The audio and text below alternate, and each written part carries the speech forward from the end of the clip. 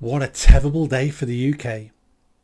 Did you know that asylum seekers are afraid to leave their hotels because of the protesters? They're afraid. They're just terrified of women and children shouting, "Go home." They're terrified.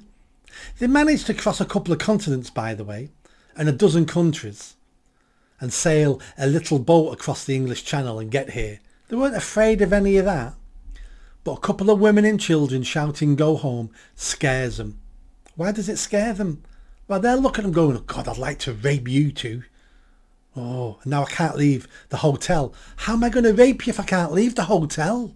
How am I going to assault you?" That's why they're afraid.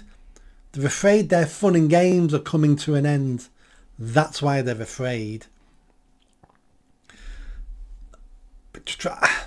I'm lost for words sometimes. I'm lost for words that an organisation like the BBC would print such crap. That asylum seekers are afraid, the protests. The protests are meant to be disruptive. They're meant to tell these men what we think of them.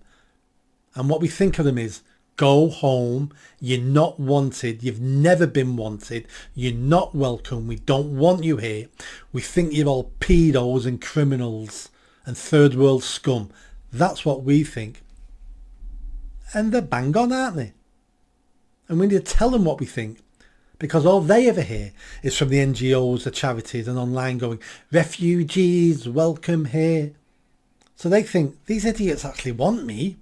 My family didn't want me in my third world crap hole, but these idiots want me, and they give me money and give me food and give me access to their women and their children. These are nice people, but not the ones outside the hotel though. They're not that nice. They remind me of my family and my people back home. Little bit shouty, little bit xenophobic, little bit clan-like. Not too keen on them ones out there. I'd do them though. You know, her. If I met her in a dark country, I'd do her. But I don't like them. That's what they're thinking. These protests need to carry on. We need to be screaming and shouting, make sure all of them understand they're not wanted. They won't go home. I'm not living in Dada land. They won't go home, but at least they know how we feel. And it might just temper down some of their behaviour, that they're not welcome, they're not wanted. And maybe government will start listening to us. Maybe, just maybe. It's going to take lots of things for government to change track. This government, the next government, the government after that, whoever this government's going to be, who's going to reverse mass migration. But it all starts with them realising the people don't want it and the people are sick of it. And they're beginning to hear those messages, aren't they? We've got people now in the Tory party talking about this. We've got Reform UK, who are, by the way, a pro-migration party. Even they're beginning to change their stance a little bit. It wasn't that long ago where Reform was saying, "Oh, we're not going to deport everybody, and one immigrant in, one immigrant out." They're beginning to change now because they can see the mood of the people changing. That's why I left Reform UK, because they're a pro-migration party. It's only Labour, Lib Dems and the Greens. It's the left, isn't it, basically, who are still pro-migration. But Labour won't be around much longer. Jeremy Corbyn will see to that. He'll take 10, 20, 30% of the vote off Labour, and that's enough for them to be a minute party at the next election. Reform are doing exceptionally well, and good for them. Even though Reform aren't perfect and are pro-migration, they're still the best party out there at the moment if we want change. They're not going to give us the change we want. They're going to change it a little bit, but it's a step in the right direction. Beggars can't be choosers. If there was an election today, I would vote Reform.